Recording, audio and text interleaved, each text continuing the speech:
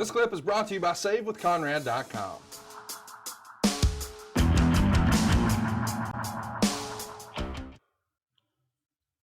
Let's do another one here.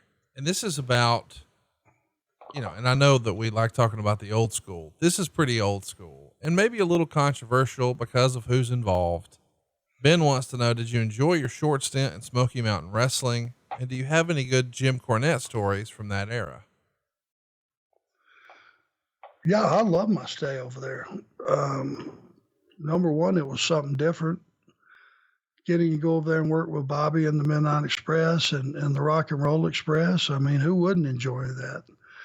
And Jimmy already had an idea for the old school angle of putting me under the sheet and it being a surprise. And, as silly as that may sound for that era, it absolutely, for wrestling fans, diehard wrestling fans, they no more knew that was me underneath that sheet than the man, the moon, I'd never been I'd always been in wars with the Rock and Roll Express. Right.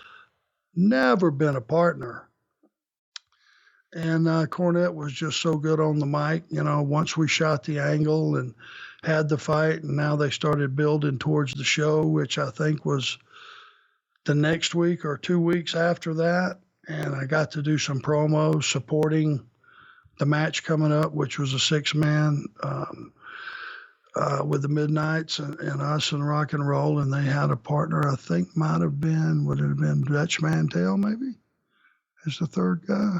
I don't recall. We'll watch that one day as a bonus though, for sure. That'll be fun to watch that whole angle. That'll be cool because it really was fun. And I enjoyed working for Jimmy, and the crowds were good. And it was, something I could drive over from Charlotte and back home. And so it was a win-win. I really enjoyed it. Roger wants to know, funniest fail, Shockmaster or Titus O'Neil sliding under the ring at the Greatest Royal Rumble? Well, for the longest time, the Shockmaster set the precedent just because of all the stuff surrounding it. Only continuing with the promo, even after the guys took a bump and his hat's rolled off, he's still doing, I am the Shockmaster. That held first place for the longest time, but I think the Titus O'Neil thing is now officially in first place. I'm just glad that the guy got his head ducked enough. Oh. There's a steel rail runs across there that if you'd hit it, he's a big stout dude. It'd have killed him. Yeah. It's hard to imagine. I mean, next time they flip the ring skirt up, take a look, you'll see what we're talking about. But the way the canvas is tied down, it's not tied down around foam. It's tied down around rock solid, heavy ass. Takes a lot of guys to get it into the building steel.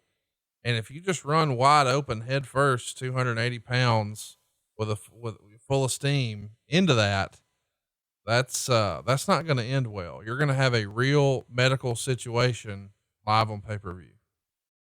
You want to know the truth? God looked after him that day. Yes. It's the only way you can account for it, because he was running full speed, and when he tripped, he fell full speed. He went through the air like Superman for just a millisecond full speed, and him landing and going, if you look there, like you said, there's not much clearance. He just had to have hit and skidded under it. God was pushing his head down. That's the only rationale I can come up with. Let's do something a little more lighthearted. Hey, it's Conrad Thompson. Thanks for checking out the podcast here on YouTube. Be sure to hit the subscribe button and the notifications bell so you get a notice anytime we upload some new content. And go save yourself some money right now. If you're in a 30-year loan or you have credit card debt, it's not a matter of if I can save you money. It's a matter of how much. Find out right now for free at SaveWithConrad.com.